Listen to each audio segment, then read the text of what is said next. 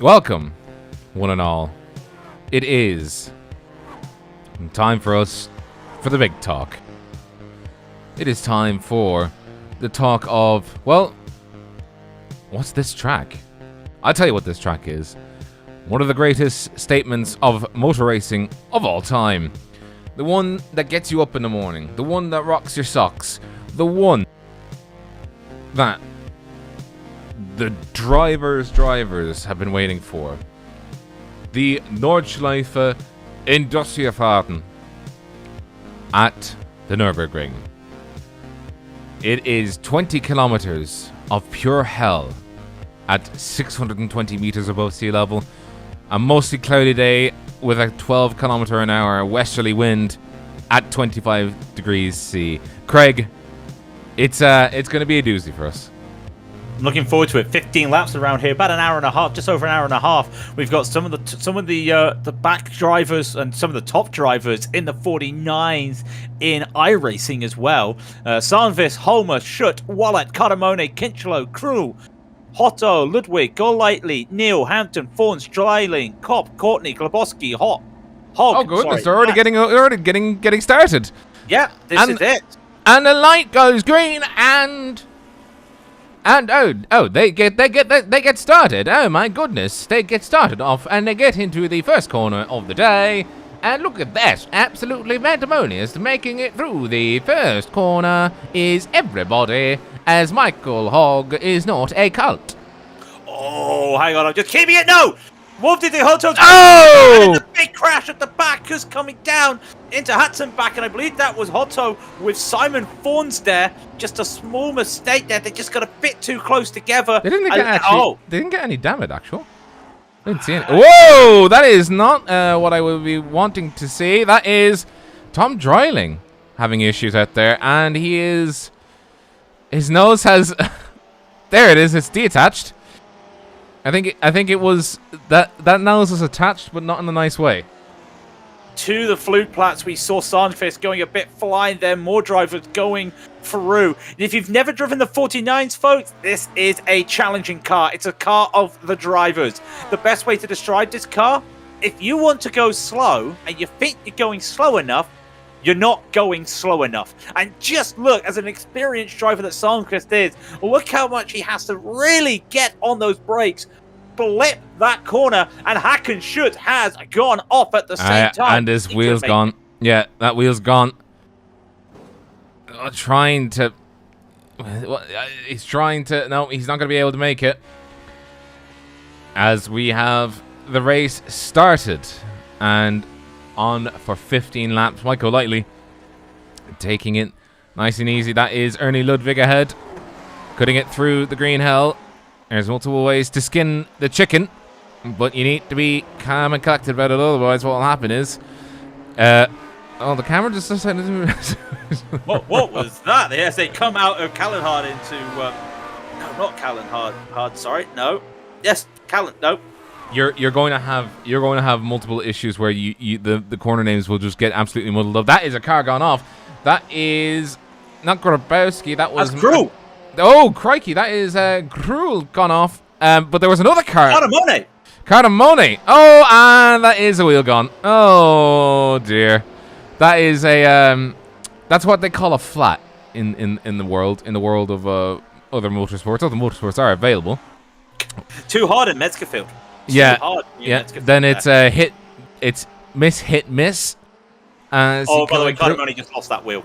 Yeah, I'd imagine. Go lightly! Go lightly, went lightly, but a bit too hard, and Grabowski moves up into 5th position. I think we should actually get started when actually discussing what this track is about. So this was, or this is, the Nordschleife. If you haven't ever seen the Nordschleife... Why haven't you? Oh, well, okay, well, first off, why haven't you? Yeah, you should.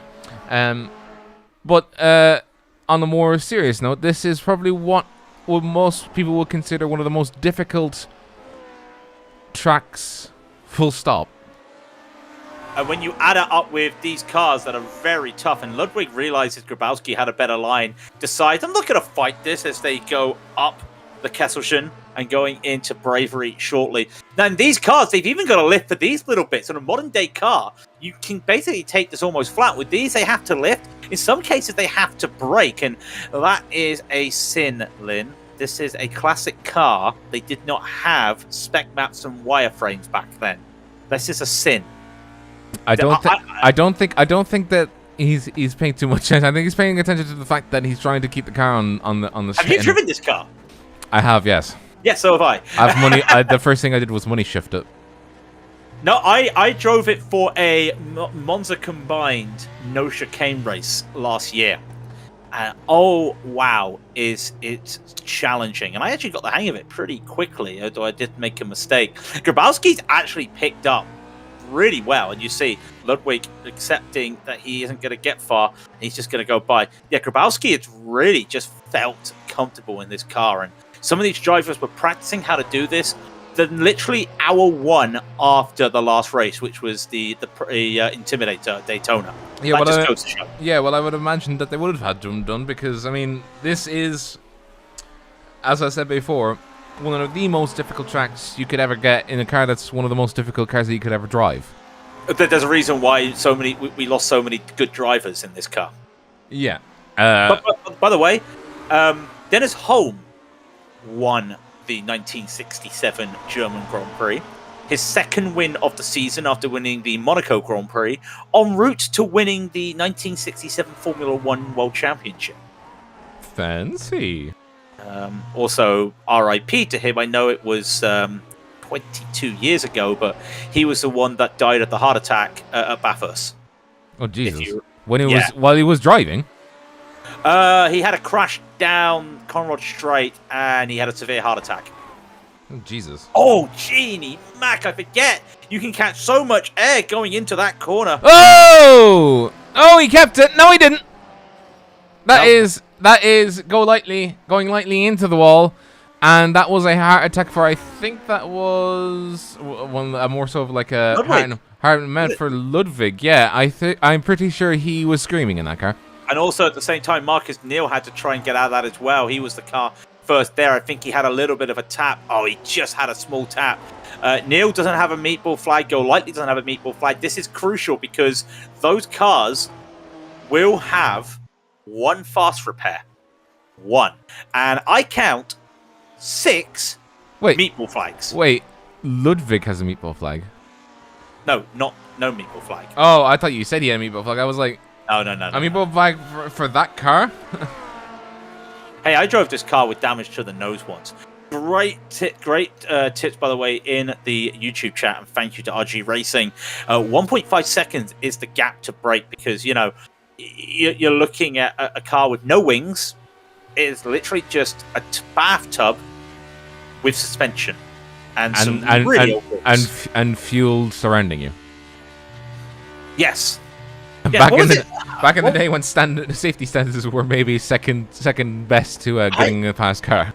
I remember there was a Jaguar, just a normal Jaguar road car that had 2 fuel tanks, one for each side of the car. Like, this was like the 80s. You know what I mean? Slightly scary, if I'm being honest. Yeah, slightly? That's an understatement. And, yeah, just so you're aware, that was 1 lap. 1. So you're going to be having to pay attention to how many corners. You see, the problem is with this track, right? Because of its length, I wager that you would actually forget that other bits of the track existed because of how much turning you have to do for other corners. And like you get back around to it, it's like, oh wait, I can't get into a rhythm. Because of, well, I mean, you have to have like the patience of a saint to have a rhythm at this track in particular, or you just have to have been putting in a huge number of laps. By the way, Lynn Kinchlow came into the pits and has come out of the pits. I haven't the foggiest idea why though, because he doesn't look. He didn't take a fast repair though. He didn't have a black flag either. No, so did he? The question is, do you need to fuel? No, I believe you can do the whole race on 1 tank. Jesus Christ, a full tank. Imagine you having a full tank with this. Like, I know. That's a scary. You know what? I think Kinchlow had the wrong setup on. Oh, qualifying setup. Well, why do qualifying? There's no qualifying. It's all pre-qualifying. True. But what can you change in the pit stop? In the pit stall, though, can you change everything? No, you can't change nothing in this car. So, it has to be a case of not having enough fuel. Could be. Also, this track has literally got the Bilstein. Oh, there's the tree that no longer exists. I think no, wait. That tree, does that tree still exist? That's Rebel Tree, isn't it? Yeah, that was Rebel Tree. We passed Rebel Tree. Yeah. Oh no, wait. Hi, Rebel Jimmy. Tree. Hi, Jimmy. Isn't Rebel Tree gone? Or am I thinking of the tree at VIR that got cut down? You're thinking of the tree at VIR that got cut down like 13 years ago. Not 13 years ago. Yeah. Really? It was. And it didn't get cut down. It got taken down by a lightning storm. Oh. Also, by the way, Wallach Grabowski, I believe they're fighting. Oh. Grabowski's going to get up to P3. Grabowski getting his hammer down, trying to get in fast laps, overtaking Wallet in through and into the back half of the circuit. This is where you'll probably have a lot of pain because you're going to have to do a lot of hoping and praying that your car doesn't slide into the wall. Wolf Holto's got a black flag. He had to take a tow to get a quick repair. So, because of course of the nature of this track, where you get the toe on the first lap. You've now got battles on battles because half the field is now split from those that had to toe on the first lap and those that survived the first lap and those that kind of got sun damage on the first lap. But the best way to describe this, you see the timing tower. And I know Rob doesn't have a map. I'm looking at a map at the moment. The leader's about to hit the carousel. These guys we're seeing right now are about to hit Bravery. Yeah. They're 7th and 8th. So 6th, 7th, and 8th because Go Lightly is just catching up to them. The next car is Simon Thorne's 40 seconds behind them.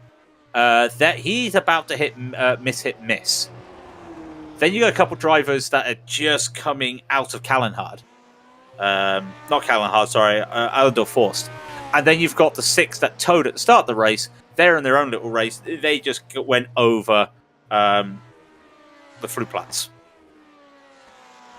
Just to give you the big gaps have there's like a few groups I'm seeing right now. I'm seeing Slangfist and Holmer in one. Then it's 10 seconds back is Grabowski and Walla, who we just had the cameras pointed here. Then we have another gap into Hampton, Golightly, and Ludwig are in one. Then it's just 39 seconds back for Simon Thorne's going through Bravery, who just got air. And he's missing his front car, the front part of his car. No way, he's been missing that since the start of the race. So he's. Yeah, you don't need that. It is a vanity panel, but I mean, I also wouldn't want to run with the radiator just fully exposed like that. That does give me nightmares.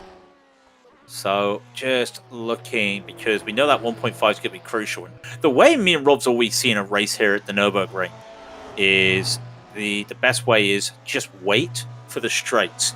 Now that could be going up to Bravery, that could be down the Dottinger.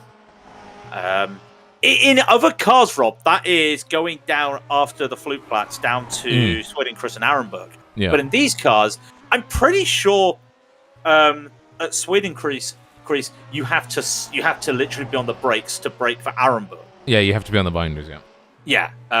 That just goes to show as we're watching this battle with Hampton and Ludwig, and you'll see it Go Lightly very shortly. No, you won't. Look at the air they get there.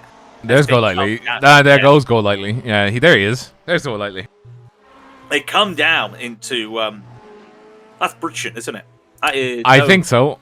You see, the problem is, I mean, unless you literally live, breathe, and sniff this track. I know most of the track corner. I know most of the corners. But once I get to the carousel, after that, I know Flatsgarden and Flatsgarden 2.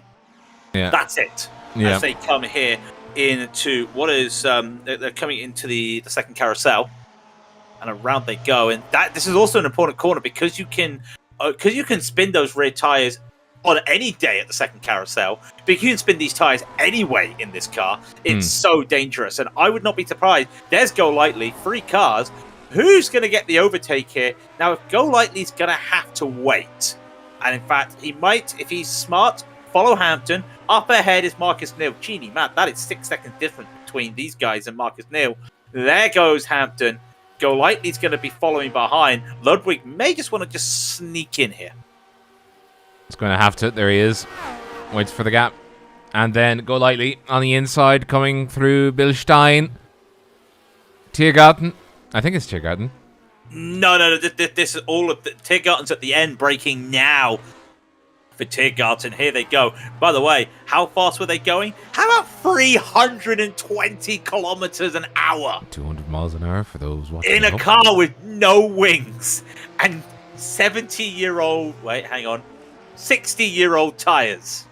It might as well be 70. Well, Yeah, because to be fair, they did just keep using the same tires. Look, it broke, don't fix it. Yeah. Holmer has caught up, as you see on the timing tower, to Sandqvist, but a lot of that is because of the slipstream capability. But he did gain 4/10 last lap. 4/10 usually sounds, oh my god, that's a big deal. When you're dealing with a lap time of 6:49, it's still a big deal. But yeah, 4/10. It's the ratio. It's more so like, oh, did I make sure to get 4/10 on this last lap? Okay, what was your last lap? 6 minutes. Yeah. It doesn't have the same ring to it. Like, oh, I gained a 5/10 of a second on a lap that was 1 minute long. That would have been like, Jesus, that's a lightning map. Yeah, that's like yesterday we did the IMSA Vintage, and it's a sub 1 minute lap time at Watkins Glen, and then you realise, you gained 5/10. That's half a second on a track like that, real big there. And hello, iRacing. Wow, did you do that on purpose? No. Camera just zooms into an iRacing logo on the road. Never noticed that. I couldn't tell you why it does that, but it is what it is. Oh, Marcus Neal has had a tow, and that car does not have an engine panel anymore. Oh, he lost it going down into Arenberg. Did he kick the grass? Yeah, the car just turned left. The car turns in. And yeah, and I think there's just too much braking. Or no, I tell you what that could be: downshifting. Oh yeah, you crunch the gear you crunch the gear and you don't blip. You have to blip this car. I'm pretty sure you do. Oh, go lightly past Hampton. One of the weirdest places to make a move down at Callenhard. That's just before Callenhard. Very weird to make a move there, but they'll come down now. They call it Versteifen. This whole section in a minute they call Versteifen, but we know it as 3 words. Miss, hit, miss. There's the miss. There's the miss. There's the miss. Miss today for Go Lightly. I think it might not be possible in this car. No. If anything, it was miss, hit. It was closest to the apex on the final part, but yeah. I think it's just, what line have you got? Yes. Well, you have to remember, it is this car where the only thing that's generating downforce is just what downforce.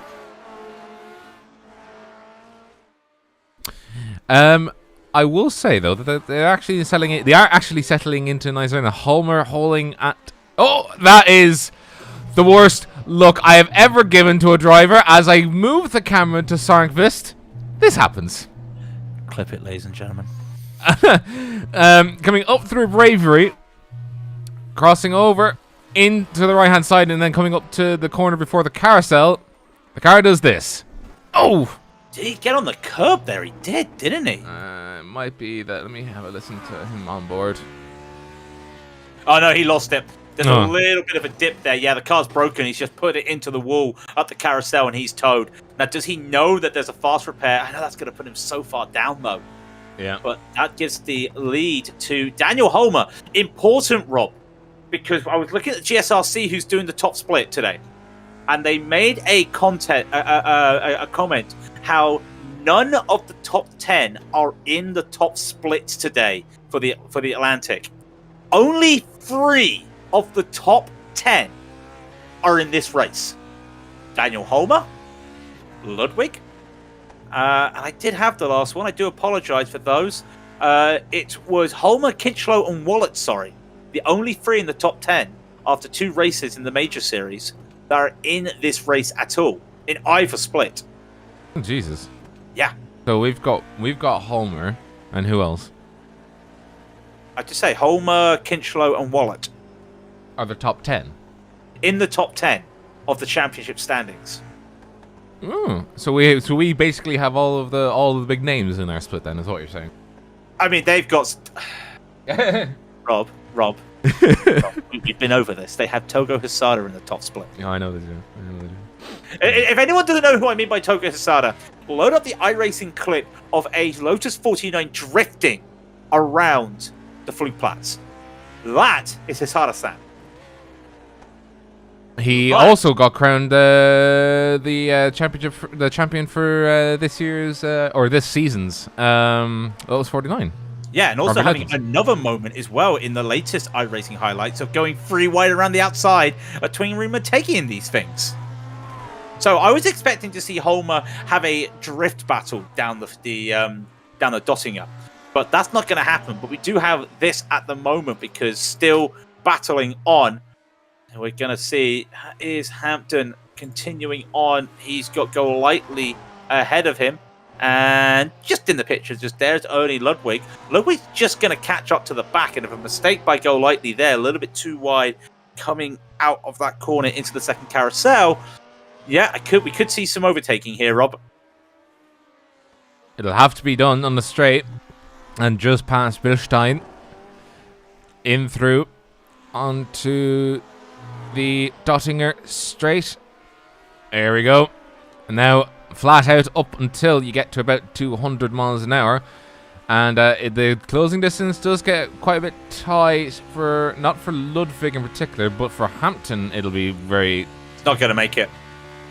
You need to be about... The slipstream starts, from what I understand, at 1.5 seconds. But if you want to make a move, you've got to be 8 tenths back.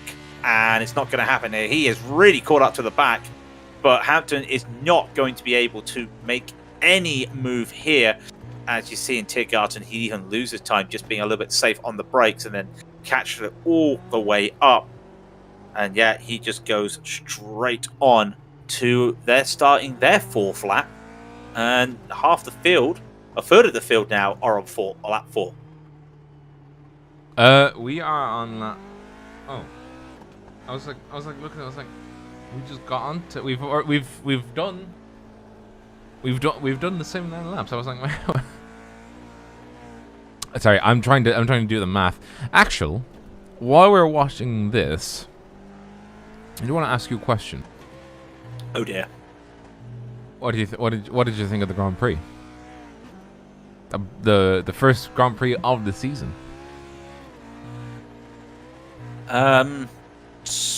What's happening next year? The championship's already decided.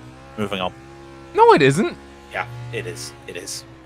I mean, they said the exact same thing the last time, but then Red Bull DNF'd both their cars in epic fashion. They did. Yeah. You're not on them.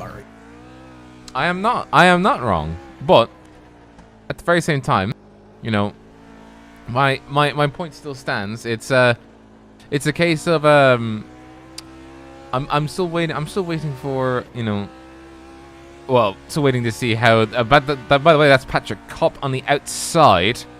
Cardamone on the inside, and he's got Krul ahead of him. I think one of these battles with the toe, Rob, and Genie Mac again.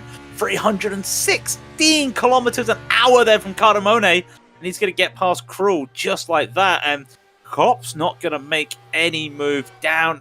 On the bridge they go. Cardamone's going to hold on to this. I was keeping my eyes on the Hampton Go Lightly battle. That's interesting. Still got some battles out there. It's going to be interesting. Homer now is the only driver out there that is doing sub 50 laps. All these drivers are doing 52. So I'm not saying it's Homer's to lose, but knock on wood.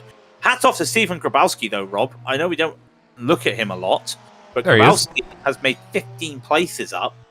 Keeping it safe and also keeping it fast. I mean, a 651. Yeah, especially in this car. In this car. People think, well, this is an old car. It's got no downforce. It can't hit the speeds. I think Discord for me is really not liking me right now. I think Discord is not liking me either. I'm not sure if it was you or is it No, me. it was me. For some reason, it is having a really bad time here. Hang on. What? Keep going. You're fine.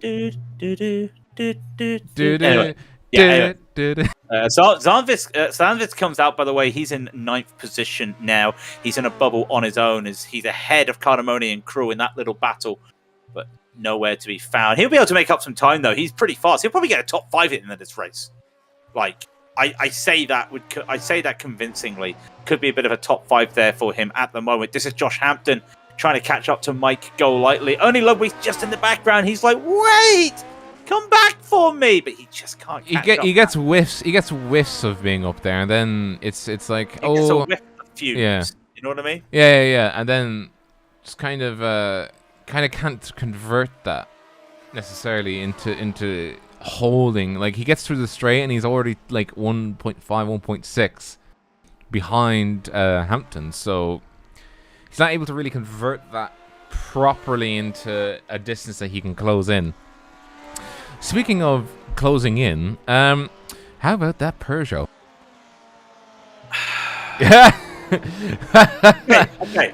While we're watching this battle, folks, we do like, if you never watched it on Raidillon TV with the major series, we do like to just have a quick look about the of what happened in motor racing while there's a little bit of downtime and while these guys are racing. They're not battling at the moment, they're waiting for the straight, so we do like to talk about it. We were both in a broadcast last night as they were finishing up WEC, and I knew Peugeot was second. No-wing Peugeot, in its last fight, last race, the no-wing Peugeot was doing really well because that track suited it. And I was thinking, okay, yeah, P2 is going to be a fantastic result for them. We finished the broadcast. I look over, I look at the result. Oh, Porsche won, as I expected. Where did Peugeot? Why is Peugeot 7th? Oh. And then they get disqualified. But for what? Oh, you didn't hear that part? No, I didn't hear that part. No. Yeah, they got disqualified for, I believe, engine use or something. You know. What? Right, not in the right parameters. Remember, you can only use so much battery at a time or something like that. And yeah, they got disqualified. They must have been royally cheesed off about that. They were already upset that they lost a podium, their first ever podium. Yeah. Well, yeah, I'd have been cheesed off too. But in all due fairness, while we're watching this, because Ludwig has caught up once again, one thing I will say. Hertz, the first privateer team in the hypercar era to get a podium. You've got to make note of that. Yes, Porsche got a 1, 2, 3. Yes, we can talk about the bop. No bop in this race, by the way. But yeah, Porsche 1, 2, 3. Gotta look at that really well. And Rob, Flatsgarten 2 here. Or Flatsgarten's eye. I don't know how anyone can take this flat out in a car like this. There's a little ridge there. You can lose the car if you hit the curves the wrong way. These guys are going absolute hellbent for leather out there. You do so with difficulty. That's probably the best way of describing it. Into the second carousel, Ludwig taking the inside line. He does lose a little bit of time through the corners. I'm noticing that, but maybe because he's just trying his best. You don't get too hot in the throttle. Oh yeah, that's true. Yeah. You know what? Ludwig's got a chance here. Hampton's got a chance. All depends now on who gets the right move. If Ludwig pulls ahead and overtakes Hampton before Hampton gets to go lightly, we're not going to see any overtakes here. So this is going to be very interesting on board with Ernie Ludwig in his car. I don't think he's catching enough. No, you know what? I think he may have a little. Bit of aero issues there because Hampton, he's pulling. Ludwig is pulling, but only in relation to go lightly. Go lightly. Well, Hampton, Hampton lifted. But you've got to do it before bridge. You've got to do it before bridge. Because of the way that corner is, you have to do it before bridge. And I will point out, by the way, you were saying that Homer was the only person to do 648s. Skobrowski has responded to 648.7. Yes, Still slower, but he has responded. And he is responding positively. He is out there doing strutting his stuff. And that's some... Oh! No! I've done it again! I've done it again! Ah, for Christ on the bike, I've done it again. How the hell did he miss any damage? His wheel came off. Did you see that? Did you see that? I saw that. So, Des Growalski... Oh, Magini, Mac, that bounce! The bounce coming over the flute plats. That did it. How is he still driving? Does he have a meatball flag? No meatball flag. On what planet does he not have a meatball flag after that? This one apparently. This is like the multiverse. This is the multiverse. This is where you're either toast or the damage is no longer there. Lucas Crow. We're watching him battling Jeff Cardamone at this moment as well. So we do have some battles out there. I'm also keeping my eyes on Sandqvist, by the way, because he's a guy that can do a sub 50. And he's got to catch up to Simon Fawns, who did a 7:07 last lap. So he's got a chance to overtake him pretty quickly to get into 8th position. But here they go side by side. Down they go. Down the Dottinger Hoa. As it is the correct pronunciation. Oh, gee. Klaus, round the outside. No! It has happened, unfortunately. That is a strike to the nose and a pop-off of the nose. They came together. Klaus, unfortunately, I do think... He doesn't have a fast repair either. No, he is out of fast repairs. And I think... That's a heavy hit. I think... Jeff takes responsibility for that, but... I would have probably said that is definitely on Jeff, unfortunately. Yeah.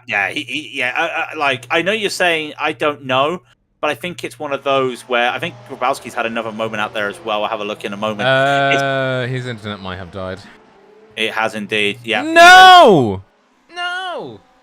We're having casualties out here. Casualties on casualties. And in fact, yes, there is. Grabowski has lost it. No! Yeah. No, it's one of those as well with what we saw there with Cardamone. You are the rear gunner in that pack, and if you lose control, you are going to you're gonna have to give that braking opportunity and just have a little bit more space. Unfortunate there for what Cardamone did.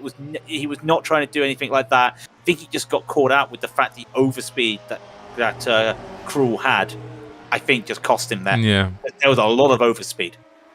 I think in particular with these cars, if you have a situation where you have a huge speed difference, you're not going to have the nicest of times trying to whoa it up, especially during a compression state where you're trying to deal with altitude changes, a quite steep hill, and trying to battle somebody.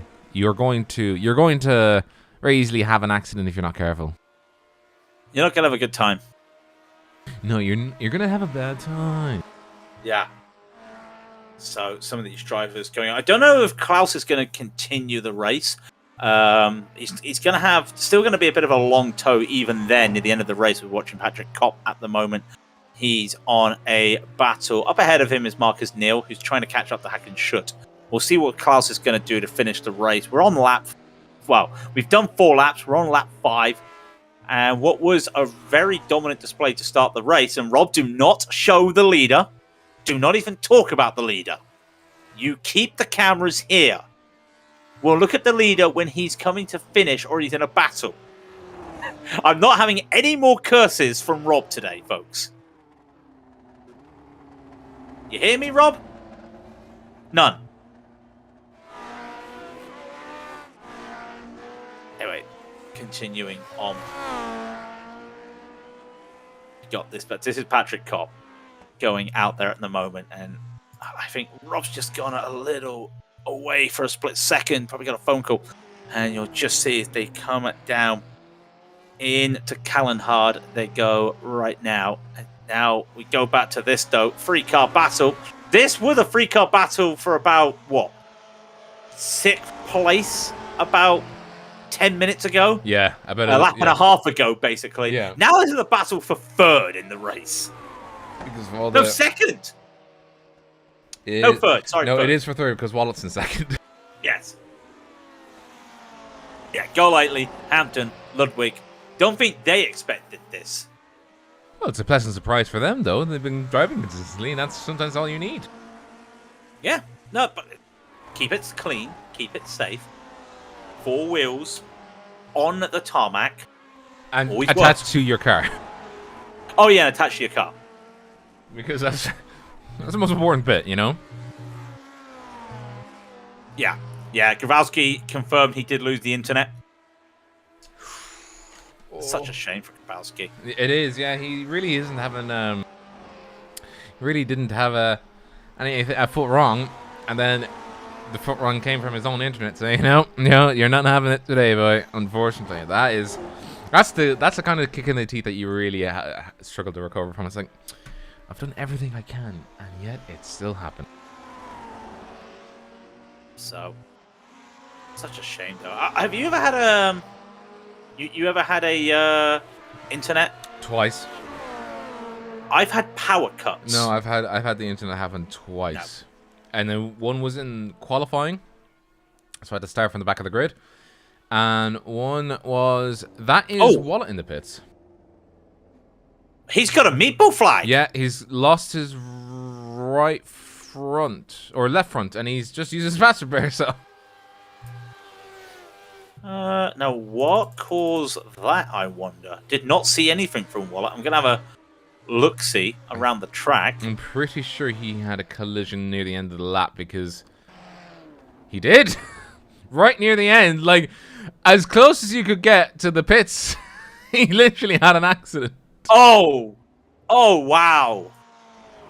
Not what you want to see going up Tiergarten. No, not at all. It's like it's a slow like crash that you know it's coming. You don't want it to come, and there it is. You know. Right. Sanchez. By the way, remember we were talking about Ola Sanchez, how he was really catching up to Fawns. He's 6 seconds behind now. Is Ola? There he is. There he is. Don't show him again. You'll curse it. All right. Well. Oh. Whoa! Oh! Was that losing the wheel on the? Or did he lose? He already lost it. Wow. He had already lost it, but then it said no. Bang! Oh! I'm not making fun of him crashing. It's just the way the tire just goes. I'm gone now. My people need me.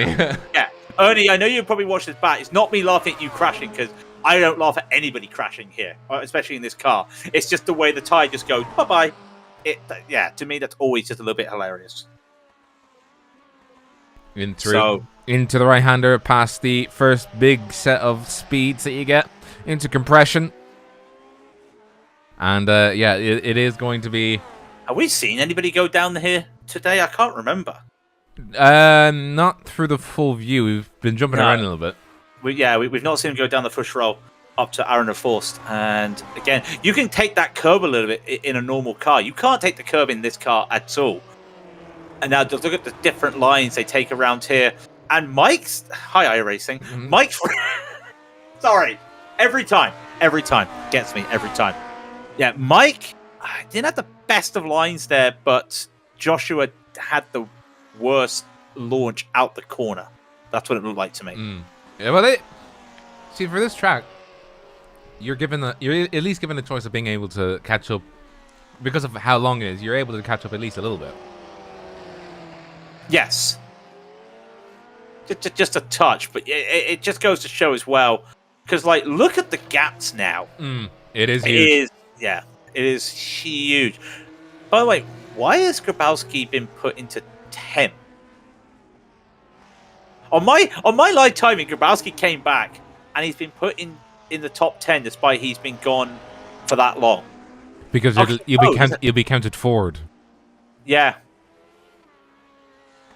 There is some complicated math behind it, but yeah, I'm pretty sure he was counted forward. So, but at least he can take another crack at it. And he doesn't have. And he's still got his fast repair. No, he doesn't. It's been used, his fast repair.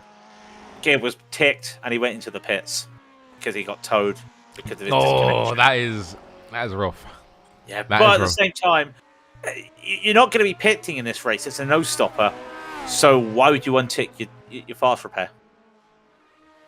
You know, it's a tough one. It's a tough one. It's a tough one. But he'll be battling Marcus Neal, who's got hack and shut. You'll just see Grabowski. We're looking at elsewhere, sorry. But Grabowski will just be behind Marcus Neal. So that'll be one to pay attention to. There is Stephen Grabowski as he continues on. And there's Marcus Neal. There he is. He is doing quite well after his accident, though. He is back out there, as is Hack and Shut. Hack and Shut in the 101. He did have that first lap incident, so, back up into 9th position. Not too bad, considering what his car has been through. And Simon Thorne's passed by Ola Songqvist, as he is back on his charge towards Lynn Kinchlow, who I think is the only person right now that has not had an accident. No, and I'm just looking as well. Kinchlow, he's a fast lapper. I don't think Ola's going to catch up to him. We're halfway through. Matt, we're almost halfway through the race. Just goes to show how crazy they're. Hello to Joe Homan there. The UDOC boys are indeed going well. Shout out to the UDOC drivers, by the way. They're UDOC. But again, I will say, not the paint scheme I was expecting. I wanted some historic liveries today, folks. We did. We have a fair few. I think the 43 is quite. No, not the 43. Yeah, it is 43. It's quite good because it's going lightly.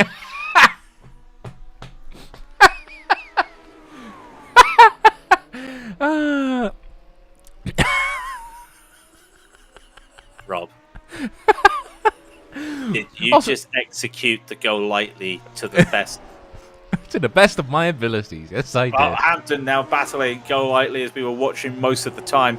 They come down into Flatsgarten, and down they go. Oh, over that little bump there. Always tough.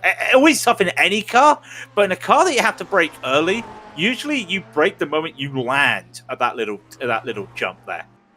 You've got to brake before that in these cars. Always tough out there. Down Flatsgarten Zwei as they hit shortly into the Stefan Beloff.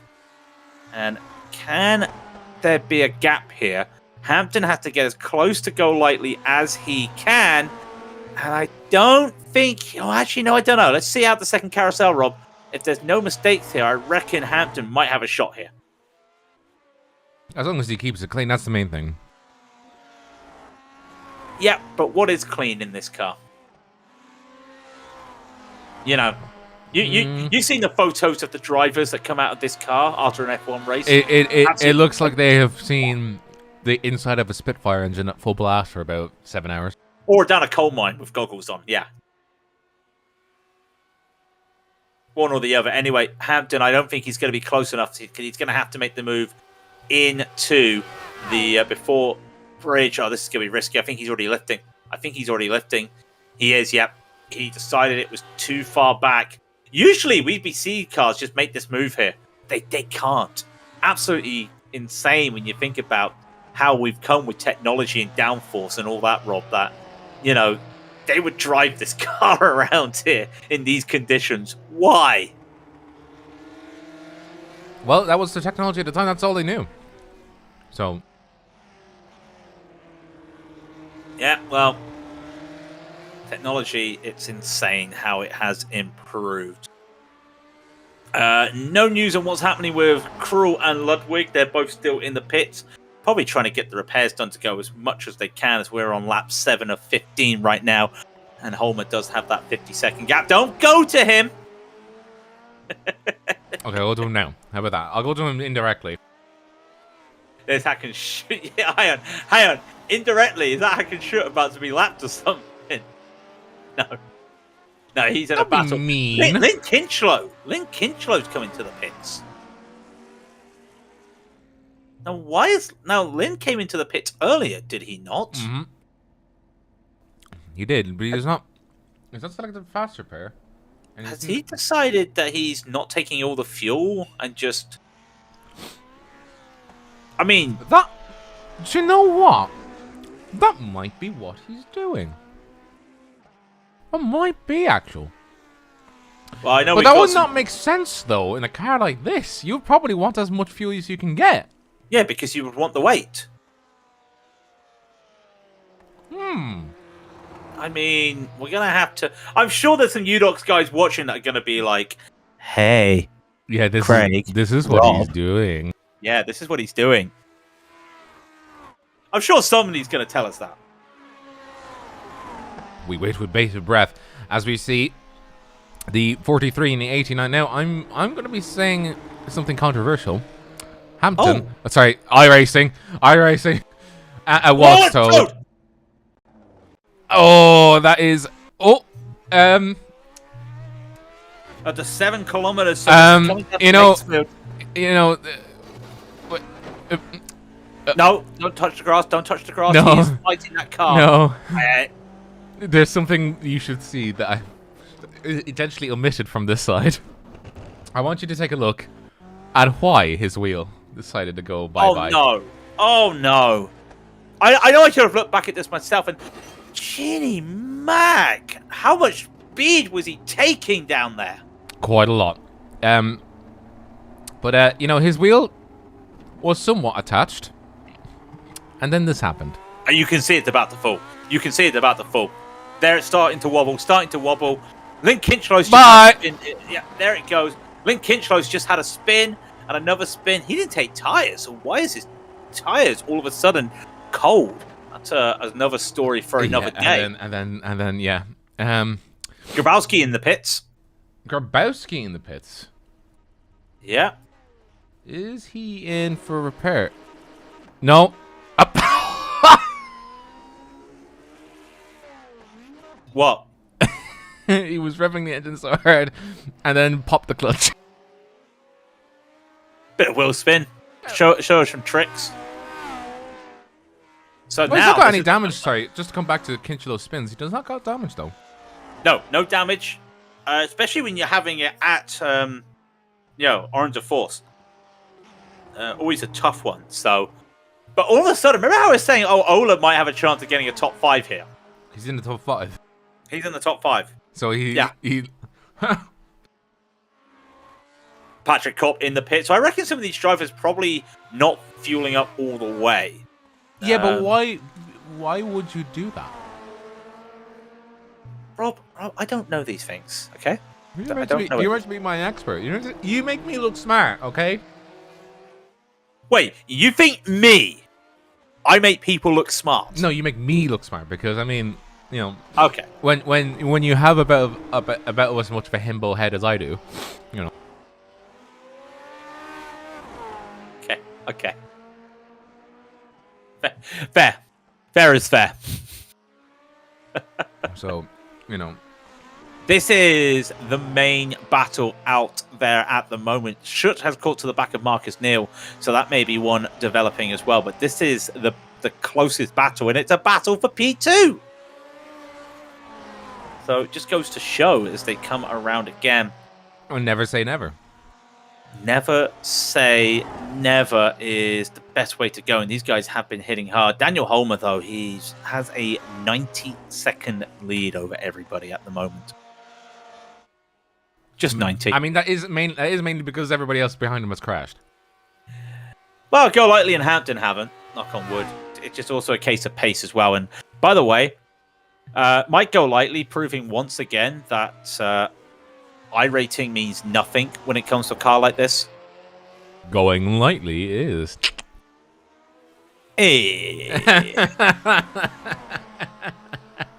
You see, the worst thing is Mike Go Lightly also does the Proto GT series that we broadcast as well on a Sunday evening, ladies and gentlemen. And he's used to these memes. He's used to the Go Lightly stuff. He is. He's used to it so much. So if you're wondering why we're doing that, that is one of the things we do get going on the broadcast. Meanwhile, they come down the 179. So they'll be coming up to kilometer 18 very shortly. I'm not going to try and pronounce that name, but it's the Schwabenschwanz. That's my German. What? The Schwabenschwanz. Oh, Schwabenschwanz. Yeah. So it wasn't too bad. Yeah, you're not far out. 0.6. Hampton may have a chance now. Nope, didn't get the launch. Gone up to 0.7. He will not have a chance here unless he really wants to go. Grabowski and Hotto have towed. I believe they've come together. Or they just both crashed at the same time. No, Hotto was by himself. Let's have a look. Wow, they have both crashed at the same time. So here's Hotto. This is miss, hit, miss. And he's gone miss, miss, miss. Oh, I gotta slow down! Oh! Yeah. Well, that wasn't the end of it because you try to keep going. And, Not another goodbye. Yeah, okay. Goodbye, good friend, goodbye. And now it's time to go. Well, hey, I say that is a wheel. Oh! Was that Grabowski? Told you. Oh! Oh! I think that was Grabowski. Can we get an onboard? Can we just go back on an onboard because that is scary. That is scary in any car because he's still rolling. There wouldn't be a yellow flag. And he's got no chance to stop there. At that moment, he sees him. There's no way he can slow down in time. Let's have a no look. way. Let's have a look at his cockpit. Oh, no. Here he comes. Miss, hit, miss. He's going fine. Got the car revving. Changes gear. Slows down. Gets down on the speed. Sees it now. Nothing you can do. You see, he's sliding to try and get away from it. But you've got to be slowing down pretty fast. Lynn Kinchow's in the pits again. Lynn, what are you doing? Oh, he's got no wheel this time. Lynn has no wheel. Yeah, Kinchlow, he's had a moment out there. No, he's back out, though. Where's his camera? Oh, there it is. Oh, yeah. I'm sorry, folks. Once again, we're not laughing at the drivers, but we're going to watch Kinchlow in a moment. He's going to have a hit. We got the replay of Kinchlow. I believe he lost it going into the before the second carousel. Oh. There is already. He drove it all the way back. That's pretty. Jesus Christ. Here he goes. It's gone. And goodbye, my lover. Goodbye, my friend. You have been the one. You have been the one for me. How the hell did he drive this car down the straight with that? Yeah, let's just say, right, if you want, go back again. Go back. Can we go a bit further? Because this is where he loses it, right? So he loses it here. Okay, this is coming down into Flascotton. He's at the 18. He's going to lose it here, just going a bit too fast. Now, this is impressive. He's going to lose it here. Too much speed. Goes off. Here he goes. Carousel, I think it was. And there you go. He's gone. Just disappears. And now the wheels just go in. I might be able to hold on. Whee! That is impressive, Lynn. That is impressive. At that corner, right? At that corner at the 19-kilometer mark, to start steering and then the wheel comes off.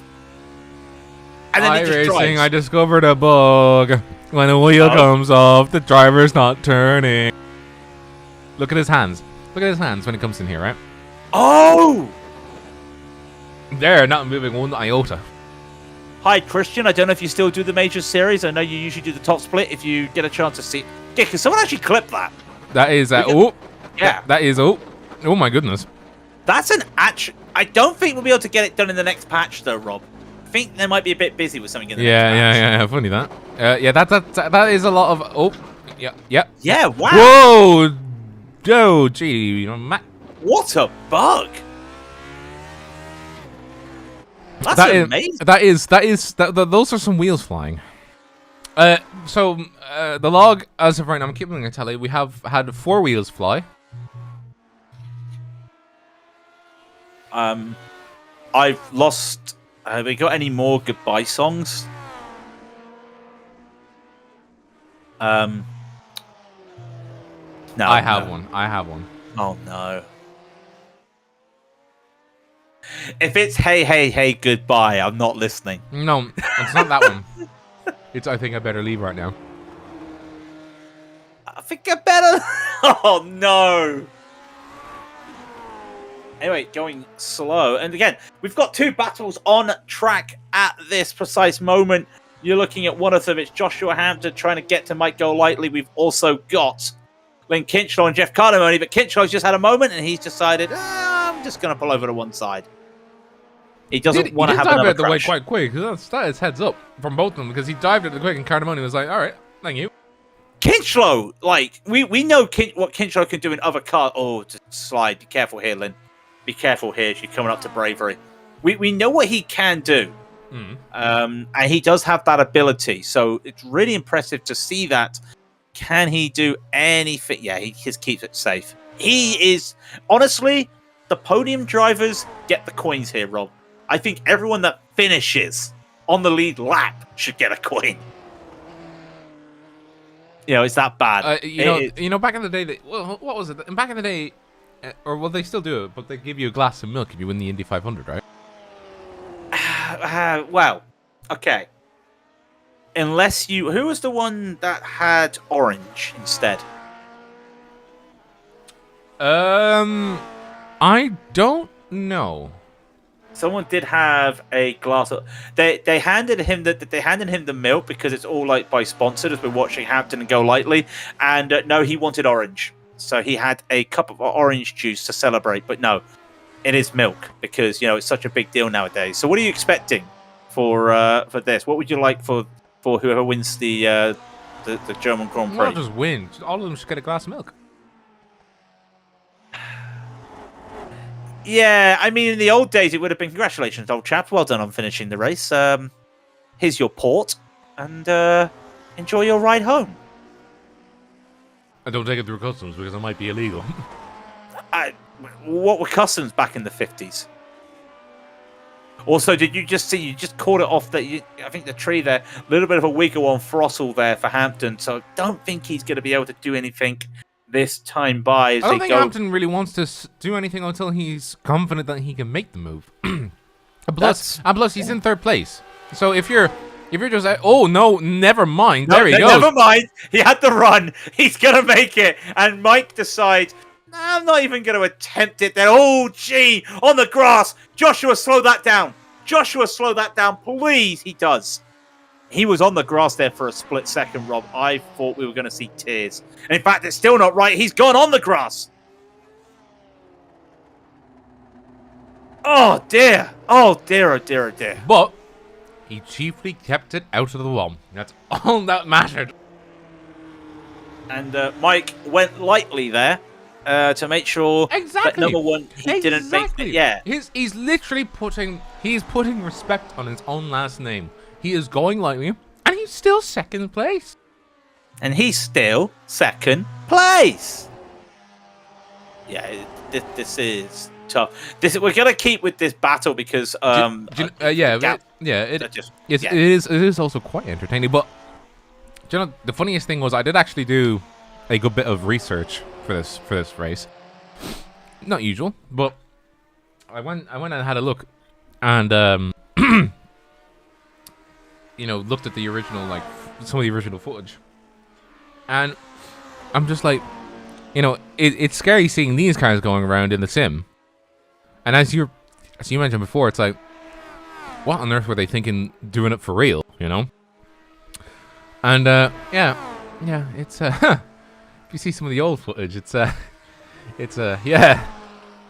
By the way, this is not historically correct on the sim. It's one thing because it's hard to do. Hampton, good little save there by Hampton. Yeah, if anyone's aware of what the '67 Grand Prix was like, well, that track had a little bit extra because technically, where there's the start-finish straight on the F1 track nowadays, that was the start-finish straight for this. Yeah, they came out hit Tiergarten, and then they didn't go right. They went straight. They went straight on. In fact, what is now Sabine Smith's curve didn't exist back in 57. They went straight, they did a hairpin, they went straight again, they turned left, and then they went straight to Hatzenbach. That was the old days. It's impossible for iRacing to make that. I understand that. So this is the closest we can get, and it's not a problem. Not a problem. Just like it's not a cult. Where is Michael Hogg? Well, I'll tell you where he is. He's 11th, but he's not a cult. He's not a cult. And actually, hang on. What if he's got not a cult on the car? Yeah, he does. And what is that on the top of it? It's I can't see it from that a angle. band photo of Baby Metal. Oh, of course. He has Michael Hogg. I love you. He has made a classic design because look at it. It is in a circle, almost like those 80s, like the 70s, 80s. You know what I mean? Oh, I see. That. He has done it. I love you. He's blasted not a cult, but he has tastefully designed Baby Metal onto it. That is tasty right there. That is tasty. That is amazing. That is amazing by the man. I love it. Absolutely love it. It's diggity in terms of good liveries out there today. As we see this man coming round, it is Michael Hogg, not a part of something called Not a Cult. As he comes No, through. it wasn't like that in the 50s. Not like the old The 50s? This is the 67s, the 60s. Yeah, no. Yeah, but even still, they still had that. But have you ever seen... I remember there was a video. Don't ask me what I was watching. It was the worst crash in each Bathurst 1000, right? And in the old days, it was still like the British Pathé style. And Australia had their own continuity speaker, and he still sounded like he was a British person. So, and it wasn't like that. It wasn't restored pronunciation. One did not talk like this back in those videos as Patrick Copp retires the car. No, you know the old British Pathé thing. It would be Germany, and the 1967 German Grand Prix starts today. I would like to point out, Apple has just crashed. Oh. Give me a second. Luke Kinchlow has towed, ladies and gentlemen, and his race might be all but done. And it's Lost Wheel number 5. And I think I'm meddling right now. No. It's more the fact that he hit the wall at the bridge before Exmo. The same place that we saw Grabowski have that crash with Hotto. And then he goes up the hill. I kid you not, he goes up the hill, and it's only after the hill that the wheel decides, no, it's even worse. You are joking. He gets to brake work before the wheel goes. Or just before brake work, before the wheel goes. So he basically just got shafted, is what you're saying. Yeah. And to quote a Rush song, one day I felt I was ahead of the wheel and the next day it's rolling past me. That was literally what happened to that tyre. The tyre did forthwith come off the car. And still, this battle rages on. I will say, though, like, I say that and Go Lightly had a mistake.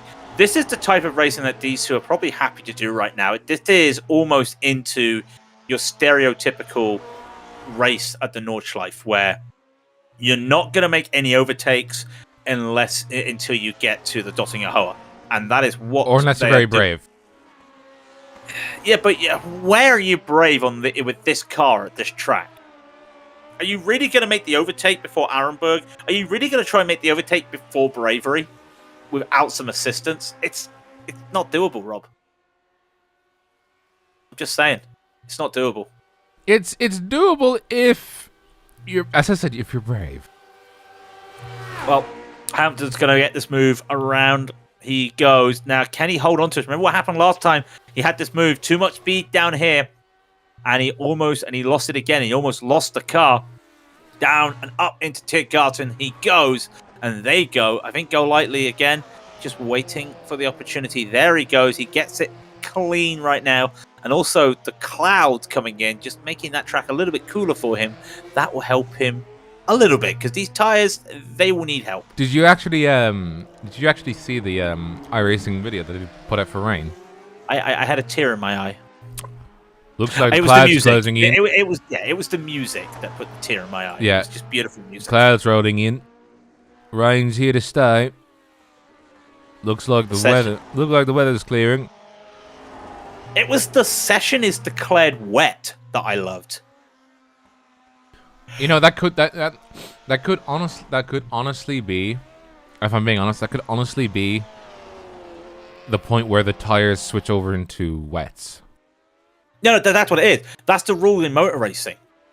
You cannot switch onto wet tires in sports car racing officially until race control declares. Oh my god! Did you see the air Mike Go Lightly just had? Yes, I did. That was some air. Can we watch that back? That was crazy. Like, I swear I thought this car was going to go nose first. Like, watch this, folks. This is scary. This is when you know you've taken too much speed. This is Hesada levels. And, oh! It scares me every time. And that's the second time I've seen it. Wow. I don't. Yeah. Oh no! Oh no! Hampton spun the car. Hampton spun the car. And he's kept it going. Oh, beautiful work by both of them. What happened? Hang on. Look at this. Look at this. Look at And this. I mean that. Look at this. It's Hampton. He misses the Oh, wall. He missed the corner. He went too wide in the corner. Oh. And, wow. He absolutely nails the exit. Yes. And Golightly moves up into second position. Man, that was a save. I'm also looking at the timing tower. We have like 4 cars in the pit lane. And only one official retiree. No, 2. Yeah, one 3. official retiree. 2. 3. Who's the 3rd?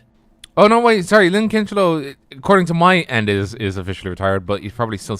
Genie, Mike, that is one very damaged car. Oh, Simon Fawn's now in the pits. He's had a moment. That is what we call stanced on a tire. Let's have a look. Yeah. Oh! Oh, yeah. And then if you just watch, we keep watching. The tire's not going to fall, Rob. And he tried to keep going and...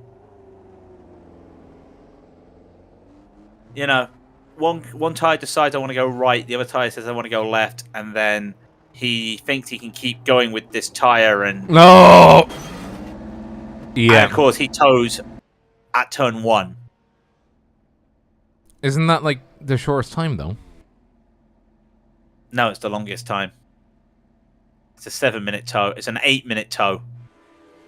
Really? I thought it would have been how close you were to the actual pits, not by corner. No, it's where you are on the track. If you tow at turn 1, you've got full time. So that's almost 8-9 minutes in towing he's going to have. Just as a That is a headache and a half for him. So Sundqvist he's lost a position. Something has happened to Ola on this lap, and I'm not sure what has happened, but he's lost P4. Now, is that due to being overtaken, or is that due to being a mistake? Oh, it's definitely a mistake. I think he just lost some speed and just let Cardamone go through. So obviously a mistake there for Ola. He's going to catch up to Cardamone for that battle for P4. And these two still having their little battle. And unfortunately, folks, not unfortunately, but with the nature of how tough this track is, those are our 2 closest battles out there. And for those wondering, where is Daniel Holmer? We're not showing Daniel Holmer. Because Rob curses people.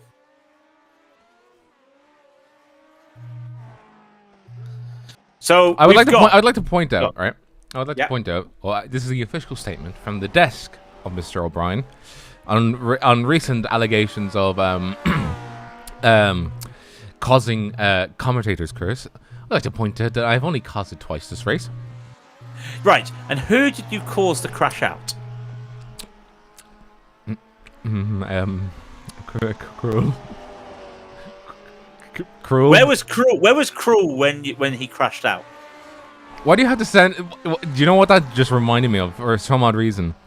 It reminded me of you know the song American Pie, where he's like, "Something touched me deep inside the day," or "Where were you with the day the music died?" Where were you when the music died? Yeah, that was literally came back in my head. It's like, where was I when I cursed this man? Yeah, where were you? Sorry, where was Cruel when he got cursed by It was you? the Was he P2? It was P2, yes. And who else? Was it Ola Sundqvist? Yeah, Cursed yeah, by? yes. Where was he at the time? P2. So, Daniel Holmer is driving like a maniac out there, really doing well out there, the fastest man out there outside of Cardamone. And he's 2 minutes ahead of everybody, and we're not showing him because I'm afraid that Rob will curse him again. Wait, who am I showing now? No, nobody. Sundqvist. Only Ludwig. See, he's fine. Don't worry about it. We'll come back to him about half an hour and he'll be still there. Don't worry. You're worrying too much about my... You're worrying too much about the camera. I look, it's a while that you've had to commentate this curse, okay? Anyone that knows me in historic racing, they know that I feel that I'm the curse to Laus Olsen. You know, it... For me, it's basically like, you know how Behind the Meme used to wield like such power of like killing memes just because you make a video explaining what the meme is. It's like accidentally, like he just didn't even know. He just accidentally does it. That is me right now. That's me right now. I accidentally just, I'm looking at this guy and he's dead. Please don't. Who's died now? We're on replay, are we? Oh, we are on replay. Oh, why am I... Genie Mac, how long have I been on replay for? I don't know. Jesus Christ. Well, I thought... Jason Wallet's just towed. Again? Yeah, again, that'll be his race done. And is this a case of the car not turning again? Oh, yeah, he's got some damage. The front left is not turning. And it's at Hatzenbach. An odd place to lose it, though. It is an odd place to lose it, but what else can you do there? Crunch the gears and hope. On a wing and a prayer. Who could it be? Could it be? Oh my goodness. Anyways, back to it. We are looking at the only real battle happening on track. Ola Songqvist is currently chasing down Cardamone, who's currently in 4th position. Cardamone does have a bit of a crumb nose, but it does happen quite a lot on this car, actually. It's a quirk of, well, when you bounce at least 4 foot into the air and then come, oh my goodness, and come back down. Saw that. Yeah. You know, I get a newfound respect for people who are, you know, able to keep this straight. Let's just be realistic. I mean, I did one broadcast on the 49s, and it was Rossoggen. Yeah, I was just trying to remind myself which one's Osterschlave and which one is Rossoggen. And Rossoggen's the one with the elevation changes. It was Rossoggen, which is a total difference to what this track is. I almost got into a broadcast race in this car. I was in the second split, and that was hard in itself. And did you, by any chance, scream 90% of the time? Because I would be screaming in this car, especially on this track. I would have had a good result if not for the fact that at Lesmo 1, I spun the car and grazed the wall. Ooh. Not serious damage and kept on driving, but I would have had a really good result had I not done that. Actually, here's a question. This will be a good question to bring home to your kids. If you're to drive this track, what car would you want to drive around up? Man alive! Can be any car you want, right? And you don't. Not in sim. Any car. It can be any car. It doesn't have to be in a race condition. It can just be, you know, you just want to drive around it. You want to go fast, you know, go slow, do whatever you want. But it has to be this track, and you have to choose a car. If you're saying fast, I'd take the 911 Tribute. 919 Tribute, sorry. If I wanted to just enjoy this, honestly, I would just take something so basic just to enjoy driving around here. Like, I don't know, almost like a Golf. You know what I mean? VW Golf or something. You don't want something that's overpowered. Maybe even like a Honda, a Type R. You know what I mean? I would take, and you'll laugh at this one. I will take an R35 GTR GT3 spec around here. I know that's fine, because at the same time, while it's fast, it's also something that isn't going to have the breakneck G-forces and stuff, so you get to also enjoy the drive. That's what I was thinking. You know what I mean? Like you take an NSX around here. This is gonna be me cheating. Where is it? I have one video that I have saved above all else. Where is it? Mute the tab. Me have it. Let me see. On board. There we go. On board. Let's see now. Just hearing the sounds of this engine. We put it on board. I know it's the wrong car and everything, but I mean, hang on. It'll make sense once I start it here. You won't be able to hear it, Greg, but I can just look on the broadcast. Don't worry. While he waits for that, we're still watching this battle, and of course, Hampton. Again, he's just going to be waiting for his opportunity out there today. Mind you, it's getting crunch time though up there, Rob. It is. So, just a little bit of a moment there for Hampton, but keeps it clean, keeps it safe. So I will say, the number 57 in the comments has decided to, give us a breakdown of what happened. Yeah. 16 minutes required. That is a lengthy repair. Do you know? The one thing I would want to see in this is it doesn't have to be like completely accurate, but you know how in Gran Turismo, you'll have people fettling the car. Yeah. Yeah, just when you're in the pits for repairs and it's a long repair, just be like, roughly, just be like, oh yeah, just somebody's with a spanner or with a wrench or something. It gives you something good to look at. In the old days, when they drove these cars, they would also have the driver would also do some of the pit work. Oh yeah, well Jim Clark used to get out and get strappy with his car. Yeah. Who else? Graham Hill. Yeah. Phil Hill, even. Like majority of the times, the drivers would be just out because, mechanics were all just burly men in with mustaches and Peaky Blinder hats going. We'll have to get the parts out there now. Gone there. Hang on. Why have you just gone West Country all of a sudden? Black? Well, it's God's country, this, and I've got me wrench, and I've got my car, I've got me 49. I've got. I tell you what, there, Mr. Hill. I reckon that car, right? I think you got a nut loose there on that wheel, and that could be a little bit dangerous out there, right? You just get the spanner, right? You just stay there, my lover. Now I'll get the spanner out there. Just do a little bit of tight in there, right? Aye on. Also, to be fair, Tony, you got the wrench.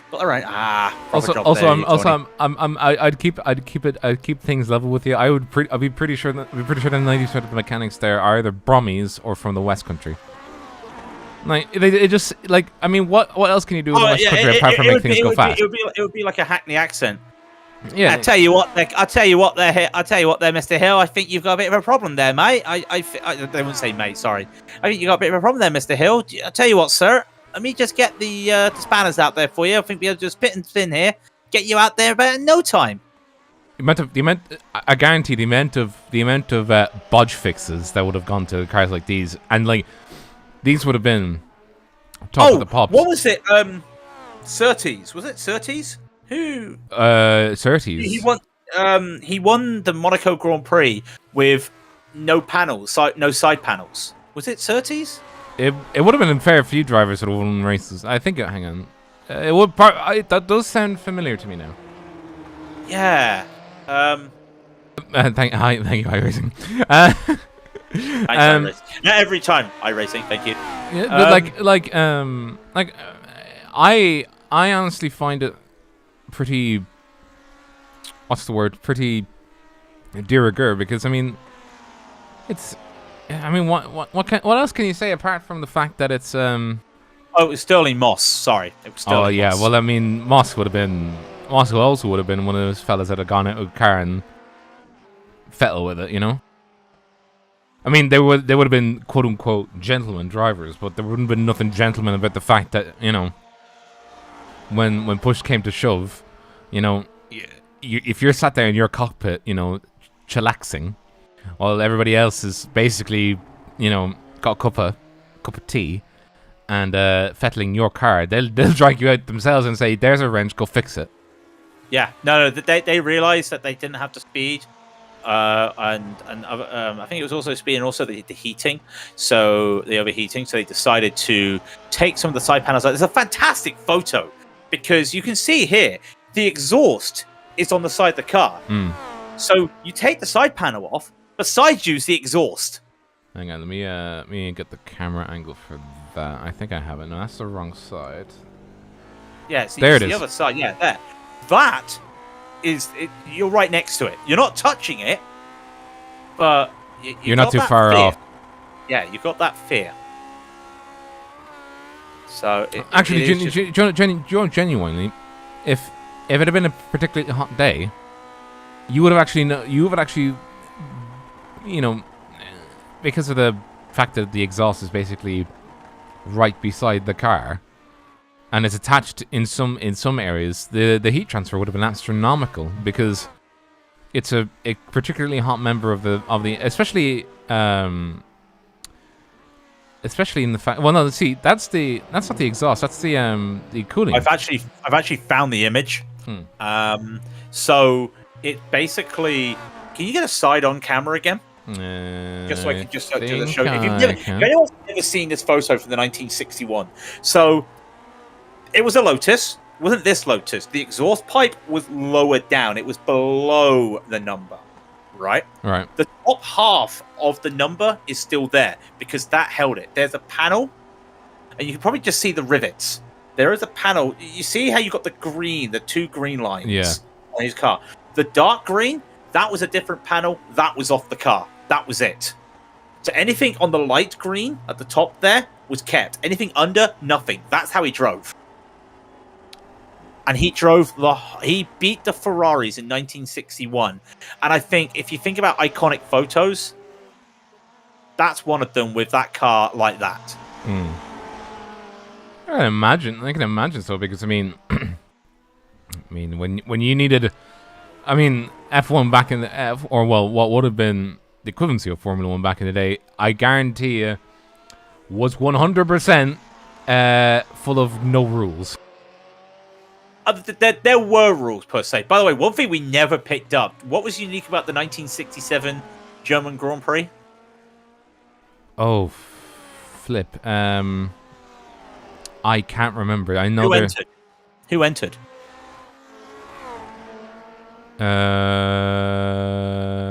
Formula 2 cars. Yeah, but Formula 2 cars, weren't they the same spec as the Formula 1s? Because I know for a fact that, like, people like Jim Clark, for instance, race in both categories because that was just the thing that you did. If you wanted to, you just pick up your car. Not you pick up your car, but you pick yourself up. You plug yourself into an F2 car. Off you go. There wasn't that much. If there was a difference between the two of them, I would have wagered that it would have not been that much. I think it was just more the case of just a smaller engine. I'm not sure what the rules were, but they were like 1.5, 1.6s at the time. I think that's what happened.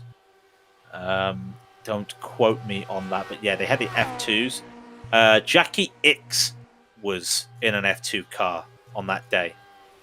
To give you context, Jackie X had the third fastest lap of all in qualifying. That would be the equivalency of getting like Drogovic into an F2 car and then out qualifying Williams. So basically, Jim Clark got pole position with an 8:04. But it's worth noting that that's not that is including the extended bit past the start finish. Dennis Hulme 8:13.5. Jackie X 8:14.0. He beat Jackie Stewart, and Jackie Stewart had an F1 car, and Jackie X was in an F2 car. He beat him by 1.2 seconds. I'm pretty sure Jackie was a bit miffed that day. Jackie X did retire on lap 12 with suspension. Unfortunately, Jackie also retired. Differential failed. Jackie Stewart.